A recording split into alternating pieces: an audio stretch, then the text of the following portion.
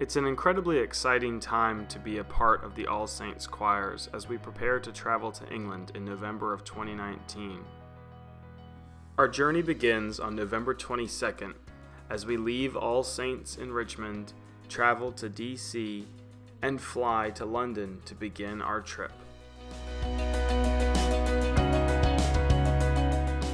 Even though our plane leaves on November the 22nd, we arrive the morning of November 23rd and meet our tour guides and our coach to travel to Cambridge.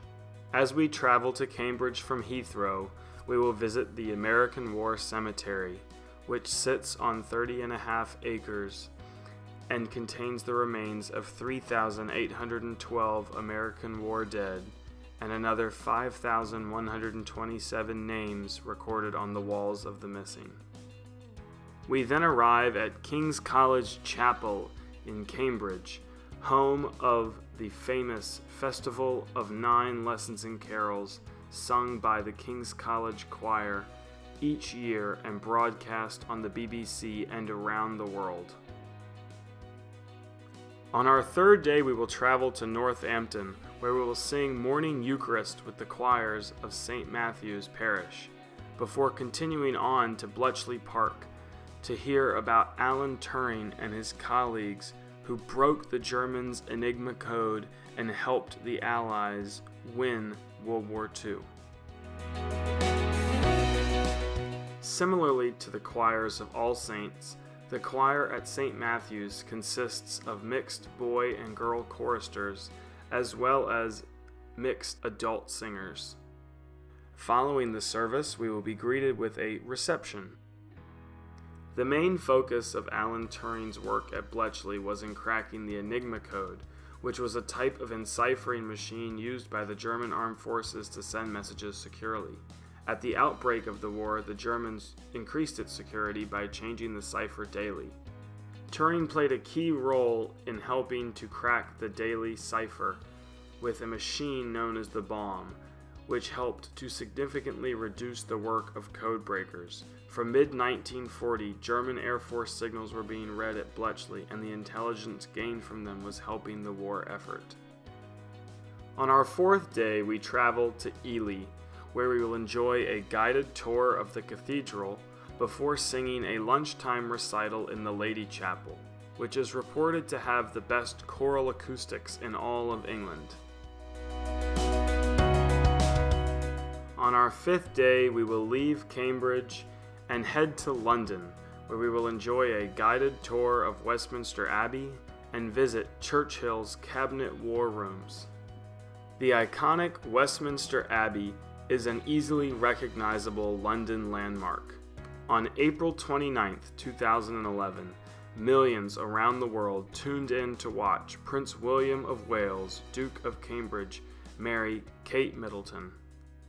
And since 1066, Westminster Abbey has been the setting for every coronation, including most recently Queen Elizabeth II on June 2, 1953. At the Cabinet War Rooms, we will walk in the footsteps of Winston Churchill and see where he and his war cabinet met during the tense days and nights of World War II. On day 6, we travel back into London to visit the Tower of London, where Anne Boleyn lost her head and where the crown jewels are now stored. We will be led on our tour of the Tower of London by the famous Beefeaters. These retired members of Her Majesty's Armed Forces lend a regal presence to the Tower of London while also brightening faces with smiles thanks to their sense of humor.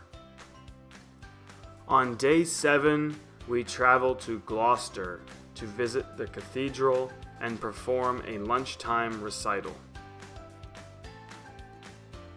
This cathedral also featured prominently in some of the Harry Potter movies, including Harry Potter and the Chamber of Secrets.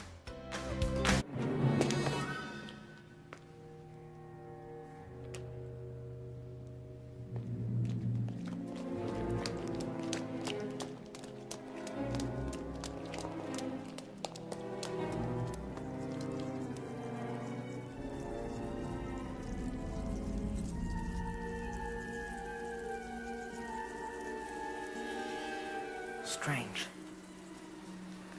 I've never seen spiders act like that. I don't like spiders.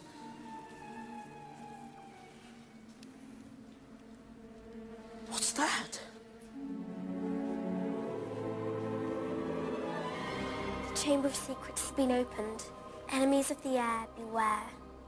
Today also marks the American celebration of Thanksgiving. However, the Brits don't celebrate, so hopefully you can find some fish and chips to make do. We have an easy commute on day 8 as we awake in Bath and stay there for the day to enjoy a walking tour and then to visit the Roman baths. We also perform a lunchtime recital in Bath Abbey. One nice perk of our trip will be enjoying the Bath Christmas markets in the stalls outside of the Abbey. On day 9, we travel to Stonehenge to view the immense stones erected upon this site long before the time of construction equipment capable of moving them.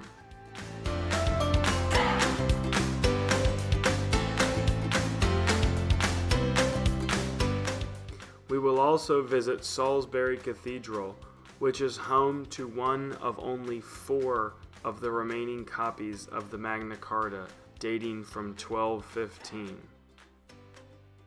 And as our trip draws to a close on the 1st of December, we head back to Heathrow Airport to board our flight back to the United States, home to Richmond.